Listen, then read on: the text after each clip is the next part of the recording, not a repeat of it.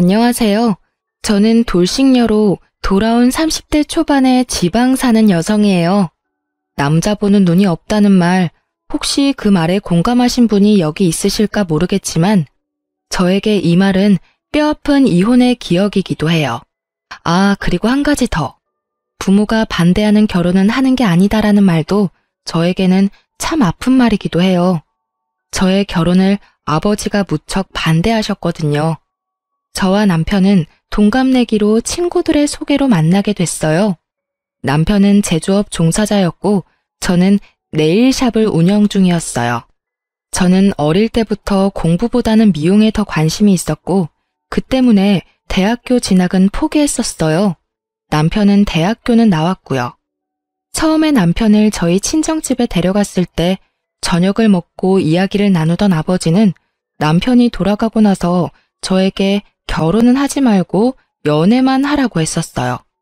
그렇지만 저는 그 사람을 너무 사랑했고 상냥하고 사근사근하게 저를 대해주는 그 모습에 헤어지는 건 상상도 할 수 없었어요.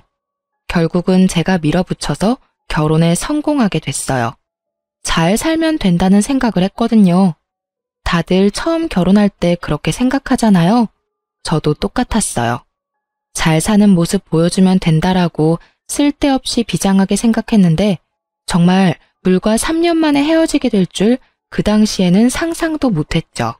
친구들은 저희 신혼집에 대해서도 듣고는 이혼 후에 그때부터가 문제였다고 말하곤 했어요. 왜냐면 저희의 신혼집은 제가 살던 집의 전세금에 남편이 1,000만 원을 보태서 산 작은 아파트였거든요. 남편은 딱 1,000만 원을 보태줬고 대신 제 지분이 크다는 걸 감안해서 명의는 제 이름으로 되어 있었어요. 그래도 저는 개의치 않았어요. 사랑이라는 단 한마디만으로도 모든 게 설명됐던 콩깍지가 심하게 씌인 상태였으니까요. 그리고 결혼 전 남편 본가에 갔을 때 시댁 부모님이 잘 사는 편이 아니라는 걸 알고서는 모든 걸 다 이해하려고 했어요. 정말 그때는 모든 걸 다 퍼줘도 된다고 생각했는데 결혼을 하니 사람이 달라지더군요. 그것도 180도로 확 말이죠. 남편이 달라졌다는 걸 확실하게 느낀 건 첫 번째 결혼 기념일이었어요. 뭐든 첫 번째라는 건 무척 특별한 법이잖아요. 그래서 저도 그 특별한 날을 위해 며칠 전부터 무척 바쁘게 움직였어요. 우선은 백화점에 가서 평소에는 사기 힘든 비싼 브랜드의 커플 신발을 장만했어요. 두 사람의 기념일이니까 선물도 2개면 좋잖아요. 하면서도 남편이 얼마나 좋아할지 생각하며 저 스스로도 무척 즐거운 쇼핑이었어요. 딱히 남편에게 미리 말하지는 않았어요. 첫 번째 결혼 기념일을 설마 잊지는 않을 거라는 생각을 하기도 했고 서프라이즈 느낌도 좋았으니까요. 그렇게 저는 신발을 사서 몰래 숨겨두고 결혼 기념일 당일에는 스테이크와 와인까지 준비했죠. 향긋한 향초와 제가 좋아하는 장미꽃으로 식탁을 장식하고 남편을 기다리고 있었는데 남편의 귀가가 점점 늦어지더라고요. 결국은 전화를 하지 않으려고 했던 저는 걱정 반 짜증 반으로 남편의 전화번호를 눌렀죠. 남편이 전화를 받는 순간 주변에 왁자지껄한 소리가 확 귀를 파고들더군요. 순간 제 머릿속을 차지하고 있던 반틈의 걱정이 순식간에 날아가 버렸어요. 남편에게 말을 건네는 제 목소리가 제가 생각해도 차갑게 굳어있을 정도였으니까요. 어디야? 아, 나 지금 친구들이랑 놀고 있지. 오늘 좀 늦게 들어갈 것 같은데 내일 해장국이나 좀 끓여놔줘. 제가 화난 건 전혀 생각하지도 않은 남편의 밝은 목소리에 저는 더 열이 받았어요. 너 오늘이 무슨 날인지 잊어버렸어?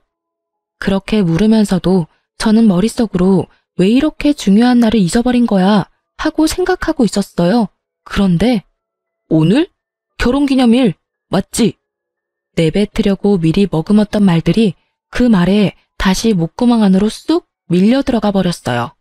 당연히 잊고 있어서 놀고 있는 거라고 생각했는데 알면서 놀고 있다는 말이 너무 충격이었으니까요.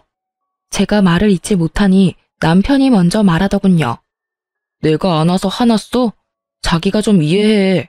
어차피 잡은 물고기인데 기념일 꼬박꼬박 챙길 필요 없잖아. 솔직히 연애 때 챙겨준 것도 엄청 힘들었거든. 그러니까 우리 이제 이런 기념일 적당히 하자.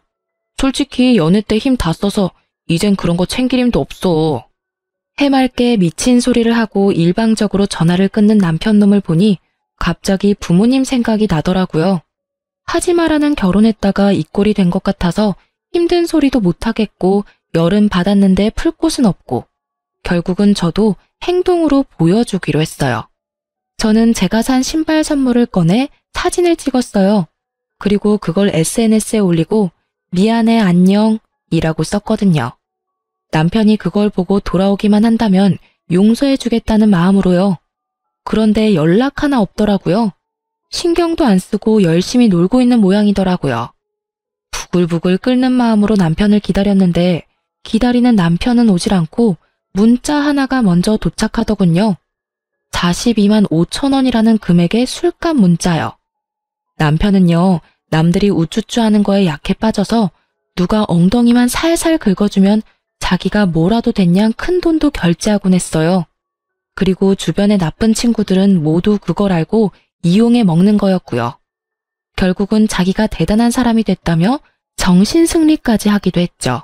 결혼 전에는 제가 하지 말라고 하면 안 하더니 결혼하고 나니 다시 그 친구들과 친하게 지내게 됐나 봐요. 이것도 잡은 물고기에는 밥을 안 준다는 생각의 연장인 거겠죠. 잠을 자야 하는데 머릿속이 부글부글 끓으며 잠이 너무 오지 않더라고요. 더 또렷해지기만 했죠. 그리고 문이 열리고 남편이 들어오는 소리가 들렸어요. 인사불성에 빠져서는 들어오자마자 씻지도 않고 침대에 누워 바로 자더군요. 그 모습에 더 화가 난 저는 다음날 날이 밝자마자 코골며 자는 남편놈을 남겨두고 신발을 포장된 그대로 가지고 그걸 샀던 백화점 매장으로 향했어요. 그리고 남편 것만 반품 처리했어요. 어차피 신어보지도 않은 거였으니. 그리고 저는 반품한 남편 신발값으로 제 옷이랑 액세서리를 샀어요. 백화점에서 코스 요리까지 먹고 집에 왔는데 남편이 어디 갔었냐며 난리더군요. 아침부터 어디 갔던 거야? 해놓으라는 해장국도 안 해놓고. 어제 결혼기념일 안 챙겼다고 설마 삐쳐서 밥도 안 해놓고 남편 굶긴 거야? 웃기지도 않게 상전 노릇하고 있는 남편놈을 보니 사그라들었던 화가 다시 활활 타오르더라고요. 그래, 당신이 안 챙겨준 결혼기념일 챙기려고 나 혼자 쇼핑이나 하고 맛있는 거 먹고 왔어. 그러면서 저는 제가 산 물건들 가방을 주르륵 늘어놨어요. 남편이 기웃거리며 자기 물건을 찾는 꼴이 너무 웃겨서 웃음이 나올 뻔했어요. 근데 왜 자기 것만 사왔어? 결혼기념일인데 내 건 어디 갔어? 당신이 굳이 기념일 챙기지 말라며. 안 주고 안 받고 싶은 거라고 생각해서 준비 안 했어. 알아서 내 건 내가 챙길 테니까 네 건 네가 알아서 챙겨. 아, 근데 이번 달 카드값 많이 나와서 힘들 테니까 뭐라도 살 거면 다음 달에 사. 어제 술값 40만 원 넘게 나왔더라고. 술값이 많이 나왔으면 당신도 이런 걸 사지 말았어야지.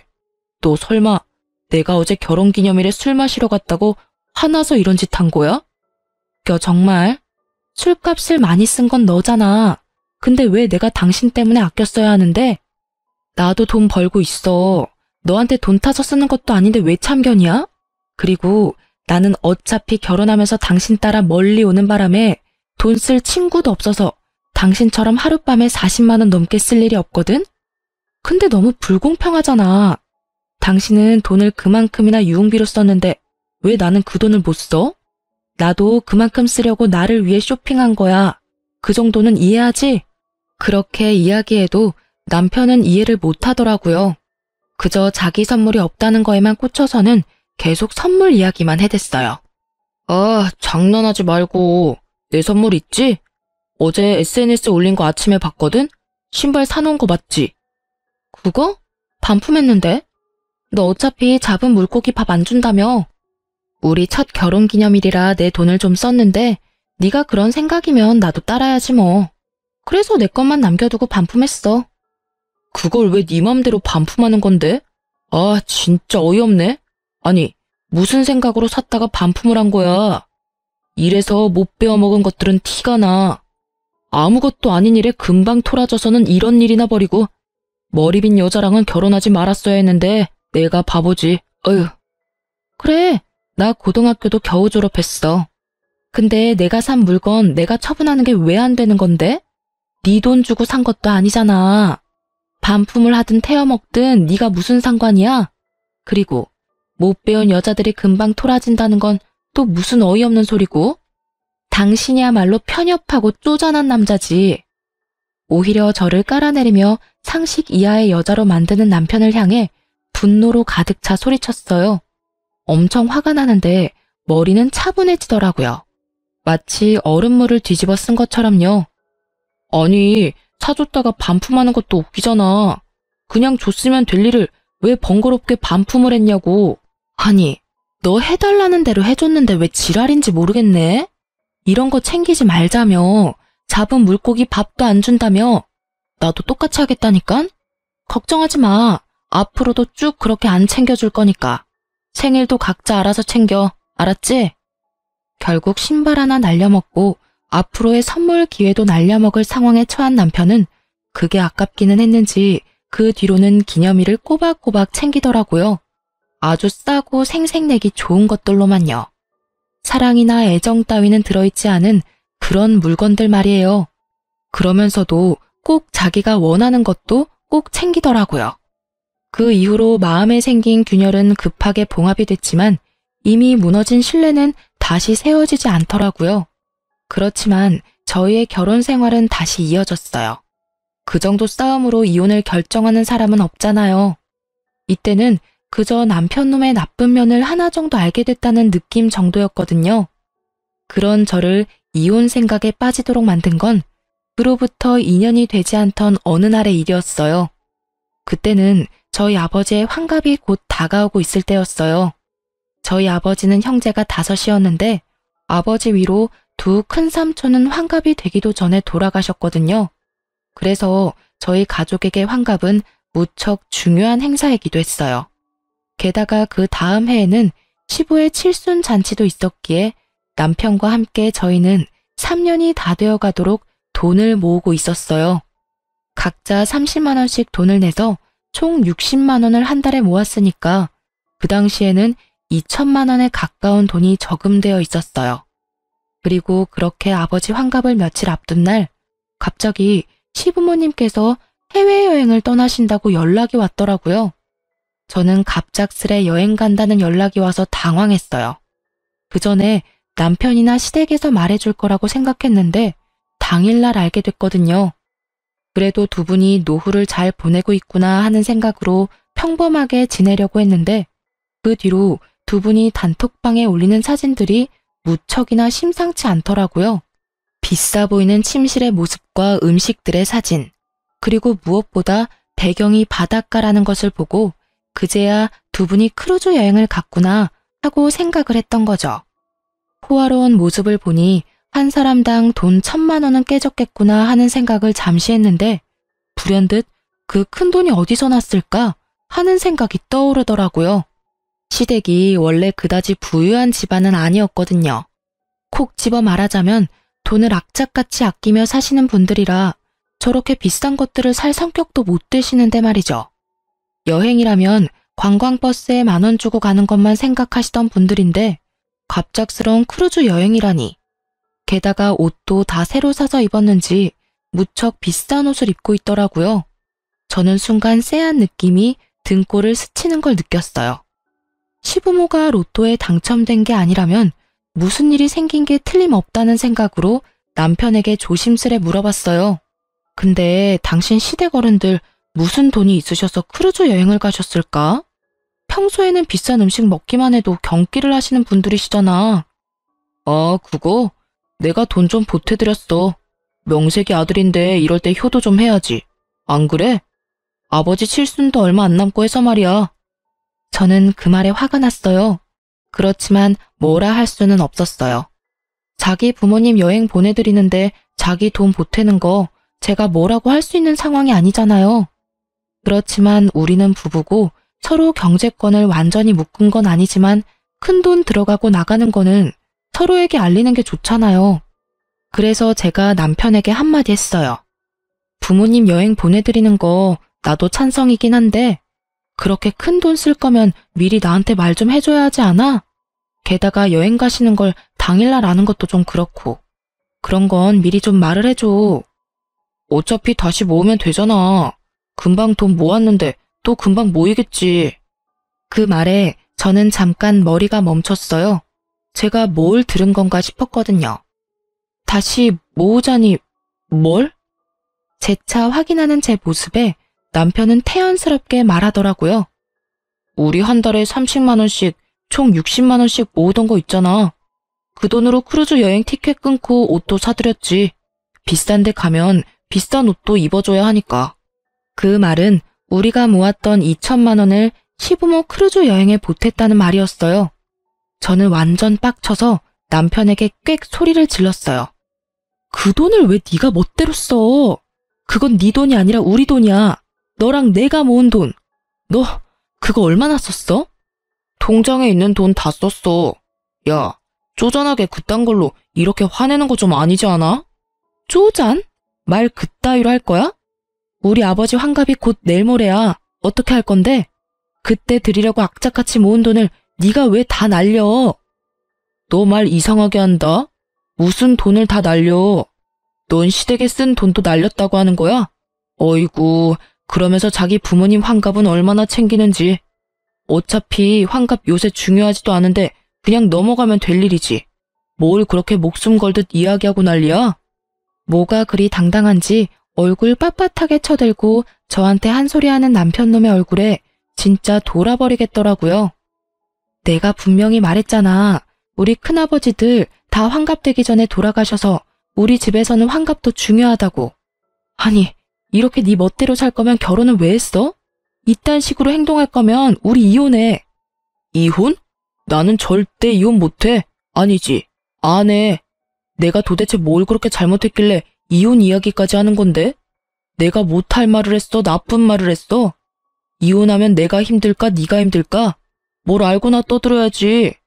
무식하면 용감하다더니 네가 딱 그 꼴이야. 배운 게 없으면 가만히나 있던지 쓸데없이 나대고 난리야.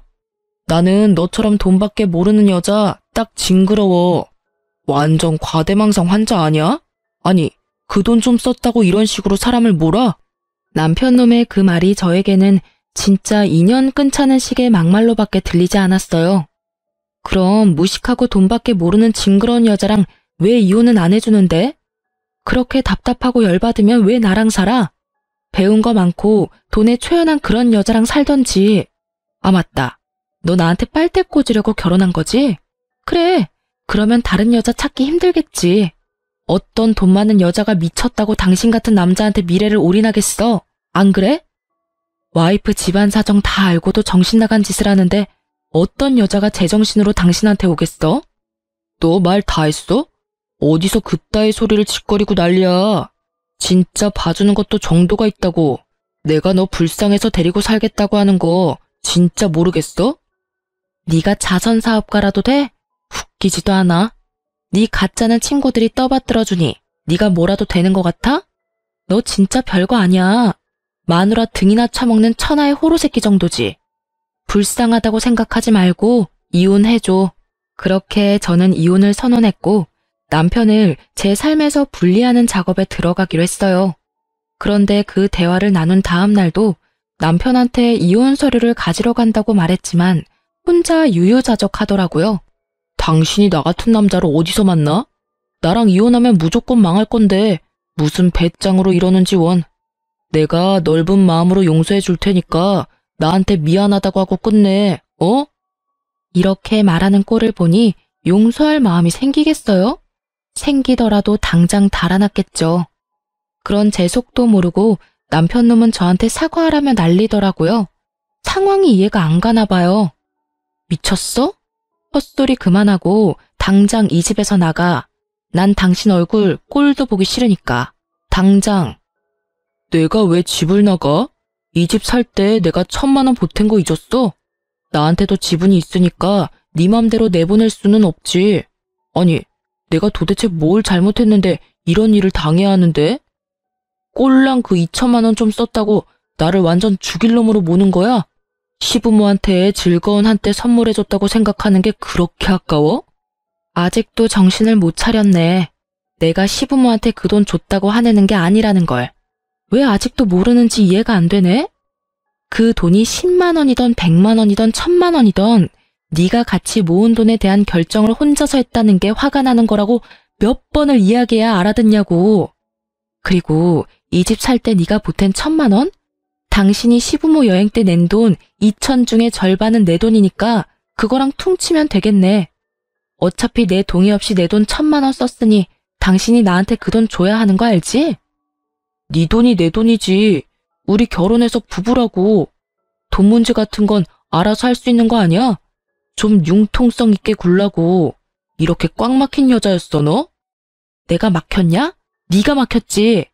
아우, 이런 것도 남편이라고 데리고 살았던 내가 정말 대단한 사람이지. 나가. 나 진짜 당신 얼굴 보고 싶지도 않으니까.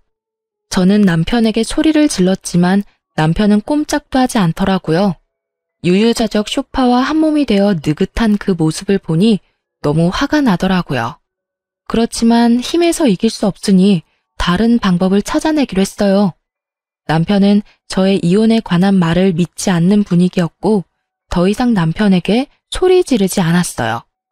다음 날 아침 남편은 평소대로 회사를 갔어요. 저는 그때 남편의 짐을 부랴부랴 챙기기 시작했어요. 화장실에 있던 칫솔 하나까지 싹 다 챙긴 저는 점심때쯤 이삿짐 용달업체를 불렀어요. 그리고 남편 짐을 다 챙겨서 시댁으로 보냈죠. 그리고 마지막으로 집의 도어락을 싹 바꿨어요. 비밀번호뿐만이 아니라 기종까지 바꿔버렸어요. 남편의 흔적이 없으니 마음이 너무 편하더군요. 그렇게 저는 하루 가게를 쉬고 집에서 시간을 보냈어요. 저녁이 되니 남편에게 전화가 오더라고요. 문 앞에 있는 걸 알고 있었으니 전화는 받지 않았죠. 남편은 비밀번호를 눌렀지만 문이 열릴 턱이 있나요? 그런데 남편이 도어락을 해제하려고 기사를 불렀더라고요. 문 밖에서 기사가 남편과 이야기를 하는데 제가 소리를 질렀죠. 기사님, 집에 사람 있으니 도어락 열지 마세요. 문 열어주시면 주거 침입죄로 신고할 거거든요. 그리고 옆에 있는 남자분께 여기 더 이상 네 집 아니니 시댁으로 가라고 전해주세요. 제 말에 밖에서 소리가 나더니 결국 기사가 돌아간 듯 하더라고요. 남편은 집에 들어오지 못한 채 밖에서 고래고래 고함을 질렀죠. 야, 문 안 열어? 지금 장난치는 거야 뭐야? 빨리 열어. 열셀 때까지 안 열면 진짜 너 험한 꼴 볼 줄 알아? 이 무식한 여자야. 문 열 생각 없고 짐은 하나도 빠짐없이 시댁에 보냈으니 거기서 지내. 이혼 서류는 내일 보낼게. 장난쳐? 당장 문 열라고. 네가 뭔데 집 문을 걸어 잠궈? 고래고래 소리를 지르던 남편놈은 옆집 사람의 항의에 결국 꼬리 내리고 시댁으로 가더군요. 저는 속이 시원하더라고요. 남편놈 얼굴 안 보는 게 어찌나 속이 시원하던지. 다음날 저는 이혼 서류도 시댁에 보냈어요. 시부모님이 안 계시니 그 사이에 해결할 생각이었죠. 그런데 며칠 뒤 크루즈 여행에서 돌아온 시모가 저에게 전화를 했어요. 얘야, 여기 무슨 서류가 왔는데 이혼 서류라고 하는구나. 혹시 너희들 무슨 일이 있니? 우리 집에 아버 모시며 짐까지 다 보내놓고 여기서 회사를 다니고 있으니 대관절 이게 다 무슨 일이야? 어머님, 이런 말씀 드리기 전에 해결하려고 했는데 그 사람이랑 저 이혼하기로 했어요. 지금은 저만 이혼을 원하는 상태고 남편이 계속 거부하면 소송할 거고요. 왜 갑자기 이혼을 해? 너희 그렇게 잘 지내놓고선. 시모의 놀란 목소리가 들렸어요. 저는 시모에게 다 털어놓기로 했어요. 시댁에서도 이제는 알아야 할 상황이기도 했고요. 그 사람이 저희가 같이 모은 목돈을 몰래 혼자 다 썼더라고요. 다른 건 다 용서해도 그건 좀 아니잖아요. 개인 돈도 아니고 우리가 같이 사용하는 돈을 어떻게 그렇게 함부로 사용할 수 있어요? 그럴 리가. 걔는 절대로 그런 애가 아니야. 설마 그렇다 하더라도 필요한 곳에 썼겠지. 필요한 곳이기는 했죠. 두 분 호화 크루즈 여행 갈 때 쓴 돈이 그 돈이거든요. 저도 두 분 여행 보내드리는 거에 불만은 없어요. 그런데 사용할 거라면 최소한 미리 저한테 이야기라도 해야 하지 않나요? 그런데 저는 어머님이 사진 보내기 전까지 여행 가는 거에 대해 아무것도 몰랐어요. 게다가 그 돈은 저희가 양가 부모님 잔치 때 쓰려고 모은 돈이었어요. 특히 저희 아버지 환갑이 바로 코앞인데 그 돈 다 써버려서 저는 지금 해드릴 수 있는 게 없고요. 아니, 이런 걸 다 떠나서 최소한 저한테 미안한 감정이라도 가져야 하는 거 아니에요? 아예 저를 무식하고 돈만 밝히는 여자라고 얼마나 고래고래 소리를 치는지. 그래서 이혼하기로 했어요. 제 말에 시모가 꿀먹은 벙어리가 되더군요. 그 2천만 원을 두 분께 쓴 거 아깝다고 생각하는 거 절대 아니에요. 만약 아버지 환갑이 아니었으면 두 분께 충분히 그런 선물 드릴 수도 있는 상황이었고요. 그런데 그 큰 돈을 같이 모은 사람에게 한마디의 상의도 없이 써버리는 건 그 사람 잘못이 틀림없다고 생각해요. 아니, 잘잘못을 가릴 필요까지도 없이 그냥 제가 그런 사람을 견디지 못하겠어요. 앞으로 집을 옮기거나 사업 때문에 큰 돈이 생기면 이번처럼 똑같이 자기 원하는 대로 돈을 쓰지 않겠어요? 하나를 보면 열을 한다고 제가 봤을 때는 그럴 만한 사람이거든요. 얘야, 우리는 그런 건 생각도 못하고 나는 그저 아들이 개인적으로 모은 돈이라고 생각했어. 내가 생각해도 그게 나쁜 일이기는 한데 그것만으로 이혼하는 건 너무 성급하지 않니? 오해가 있을지도 모르고 또 다르게 생각하면 이해해 줄 수 있을 법도 하고. 그거 하나만으로 헤어지자고 하는 건 아니에요. 그 사람은 저한테 무식하다거나 배워먹지 못했다거나 그런 말을 서스럼없이 쓰거든요. 게다가 제가 하는 말을 하나도 신경 써서 듣지를 않아요. 저희 가족 대대로 환갑을 못 넘긴 분들이 많아서 우리 집은 환갑잔치 중요하게 생각한다고 몇 번을 말했는데도 환갑잔치 2주 앞두고 이런 짓을 벌였으니까요. 와이프를 얼마만큼 아래로 보면 장인어른은 이렇게 홀대하는 걸까요? 이야기를 듣던 시부모도 제 말에는 아무런 말도 더 이상 잊지를 못했어요. 이건 서로 이해하라는 선을 떠난 무척이나 감정적인 상황이 되어버렸으니까요. 예, 며느라가 미안하다. 우리는 그런 것도 모르고 내가 이놈한테 단단하게 일러놓으마. 대체 그 녀석은 어쩌자고 이런 일을 한 거야? 시모가 급히 저에게 위로의 말을 건네더라고요. 그렇지만 이미 상해버린 감정은 다시 봉합되지 않았어요. 결국 이혼 소송이 진행되었고 남편놈은 제가 일하는 네일샵까지 찾아와 제게 소송을 취하하고 돌아오라며 당당하게 굴더군요. 소송 취하하고 빨리 원래대로 다 돌려놔. 너처럼 무식한 여자 누가 데려가? 나 말고는 너 받아줄 사람 없다니까.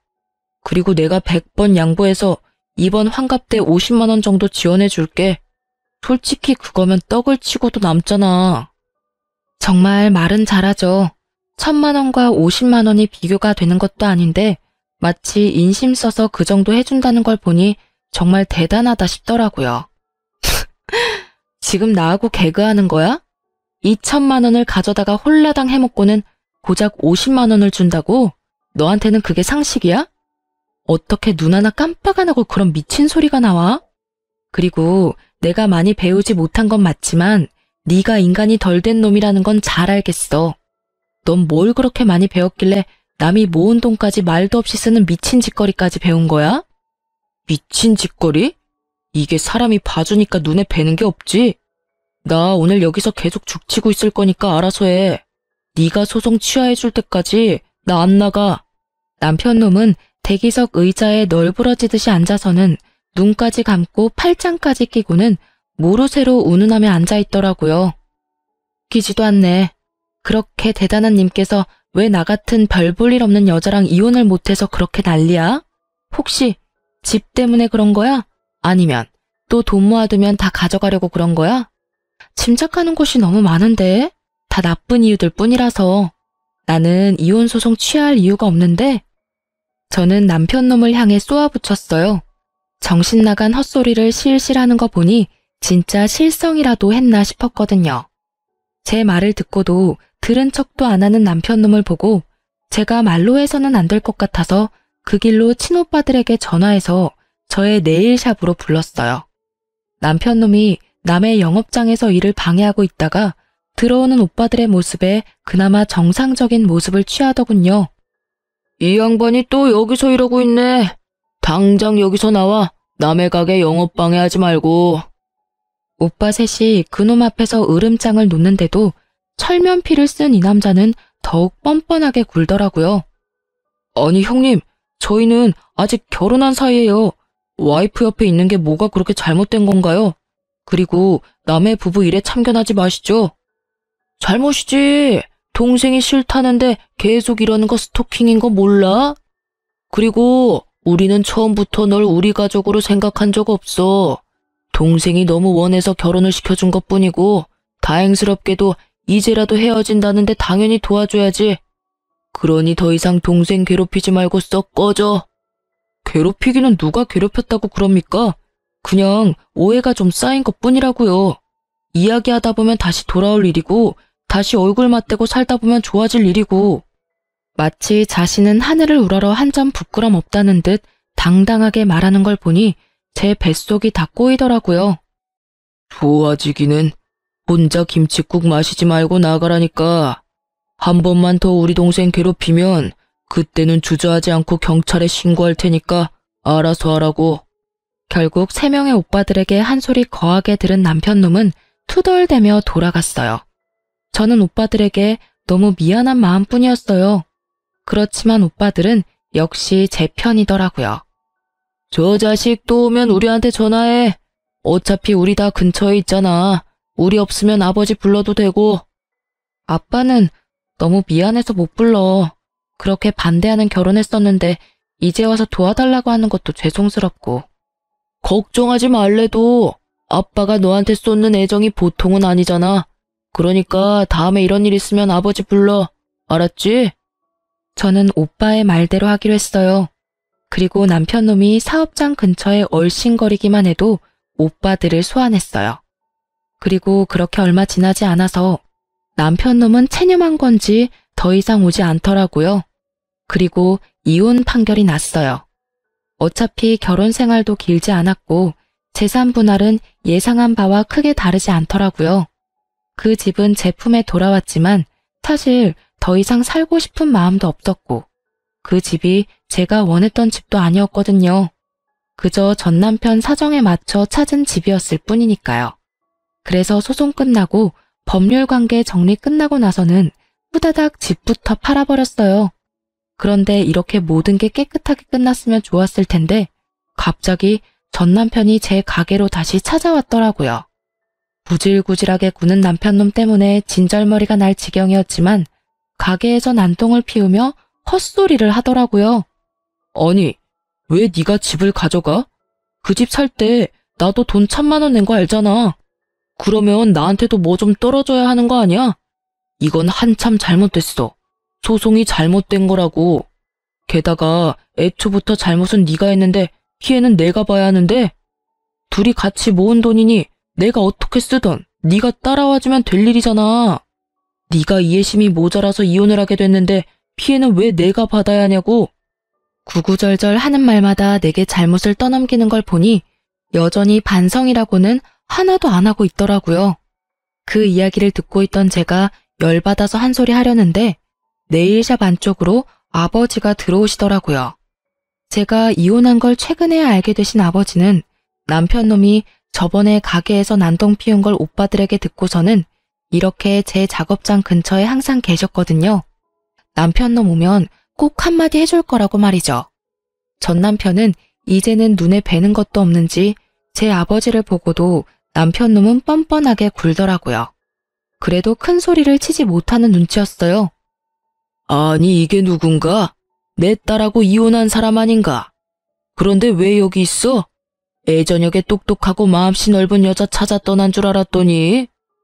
아니 장인어른, 어르신도 생각해보세요. 이 상황이 제가 잘못해서 벌어진 일이냐고요. 저는 우리 부모님께 효도 한번 한 것뿐이고 솔직히 결혼했으면 시댁 부모 챙기는 것도 당연하잖아요. 그런데 왜 제가 이혼을 당하고 집까지 뺏겨야 하는지 이해가 안 돼서 그럽니다. 그래, 각자 부모 챙기는 건 당연하지. 그런데 그럴 거였으면 자네 돈으로 효도하지 그랬어. 마누라 돈으로 생색냈으면서 사과는커녕 뻣뻣하게 굴지 않나. 그리고 무식하다고 욕할 때는 언제고 지금 여기 와서 이러고 앉아있어. 절이 싫으면 중이 떠나는 법이지.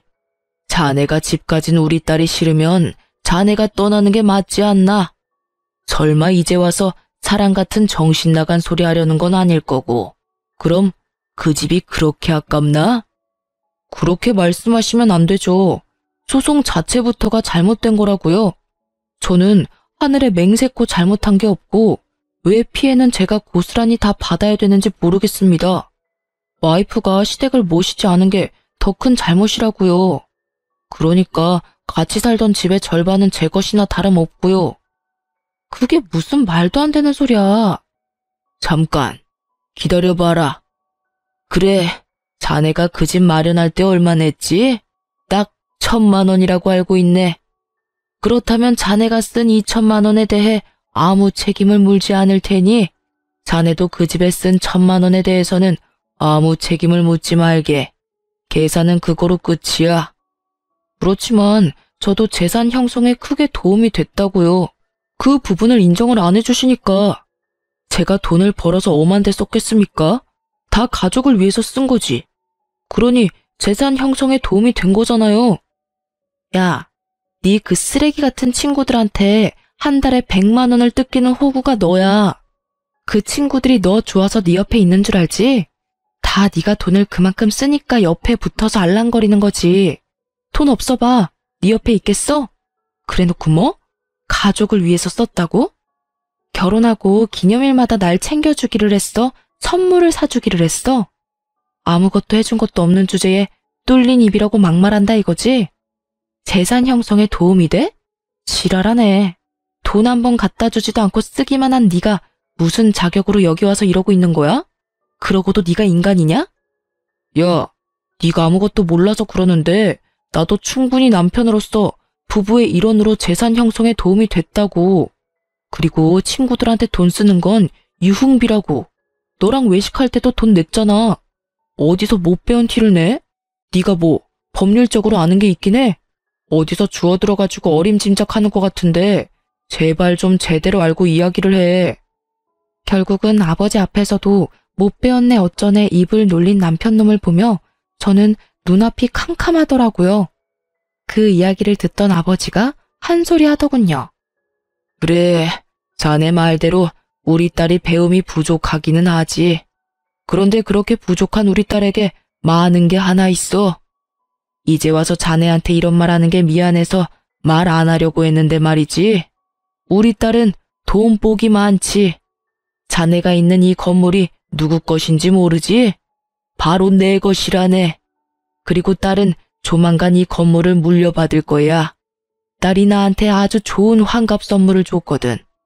자네하고 이혼을 해줘서 내 기분이 무척 좋아졌어. 그래서 건물을 주기로 한 거야. 자, 어때? 이래도 우리 딸이 많이 모자란가? 그 말에 남편의 얼굴이 완전 깜짝 놀라더라고요. 그것마저도 정말 가증스럽게 보이더라고요. 남편에게 처음부터 돈이 많다고 이야기하지 말라고 한 건 아버지였어요. 남편의 허세가 보이니 혹시라도 집에 돈이 있다는 말은 하지 말라고 하셨거든요. 최소 5년 동안 사람 됨됨이를 봐가며 이야기하자고 하셨는데 결국은 5년도 되기 전에 이혼을 해버리게 됐으니 새삼스레 아버지한테 죄송하고 남편놈의 저런 성향을 못 알아본 제가 밉더라고요. 왜 그 말을 먼저 안 했어? 그랬으면 이렇게 화내고 난리칠 일 없었잖아. 그리고 솔직하게 그만큼 돈 있으면 2,000만 원 그깟 돈 내가 알아서 쓴 것도 이해해 줄 수 있는 거잖아. 아, 다 됐고 이건 진짜 내가 용서해 줄게. 그냥 다시 돌아와서 잘 살아보자. 응? 너 나 엄청 좋아해서 부모님 반대 무릅쓰고 결혼하자고 한 거 아니었어? 그때 감정 그대로일 거라고 믿고 있어. 그때의 감정? 이미 너한테 가지고 있던 정이란 정은 다 떨어지고 없어. 왜? 아버지가 건물 주고 내가 그 건물 물려받을 사람이니까 아깝니? 뻔뻔한 것도 정도가 있지. 네가 쓴 그 돈에 우리 아버지 환갑 여행 비용도 있었다는 걸 알면서도 네가 뻔뻔하게 우리 아버지 건물을 욕심내? 내 눈에 흙이 들어와도 너랑 재결합할 일은 없어. 얼굴도 보고 싶지 않은데 너랑 무슨 재결합이야? 지금 당장 경찰에 신고 안 하는 것만으로도 넌 나한테 고마워해야 할 상황이라고. 제가 하는 말에 뻔뻔했던 남편놈의 낯짝이 결국에는 무너지더라고요. 울며 불며 매달리는 게 아니라 이 와중에도 저희 아버지 눈치를 보더라고요. 장인이 가진 돈이 그리도 탐이 났는지 그걸 보니 새삼 저런 놈을 선택한 제 두 눈이 문제가 있었던 게 아니었나 싶더라고요. 그런 남편의 눈에 담긴 욕심을 읽었는지 아버지가 전 남편에게 한마디 하더라고요. 나도 자네에게 무척 고마운 마음을 가지고 있네.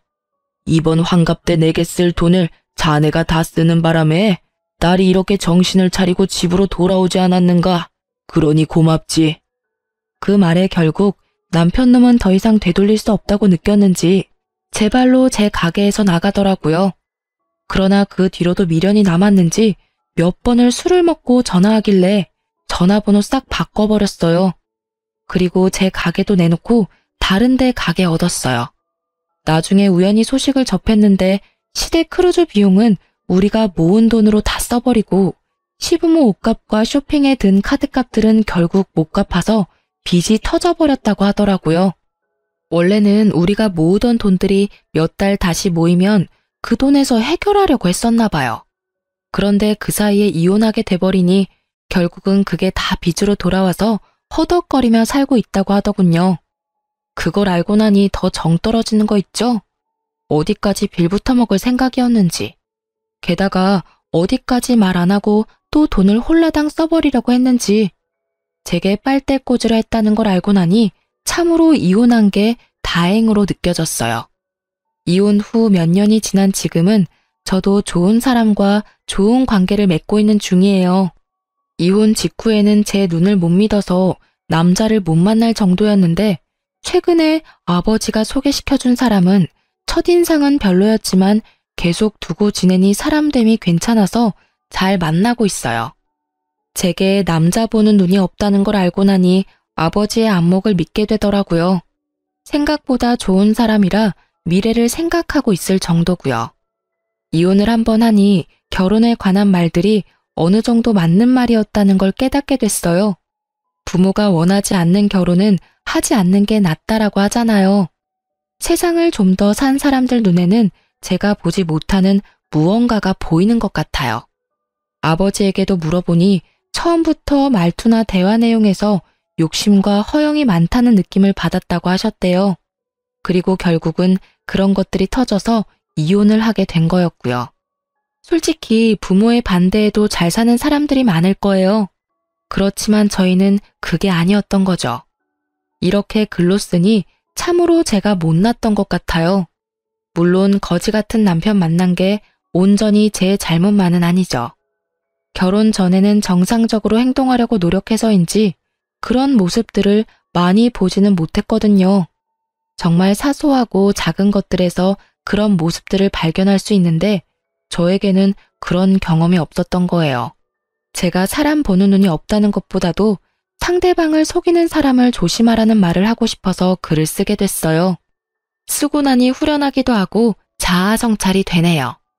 긴 글 읽어주셔서 감사하고 모두 행복한 하루 보내세요.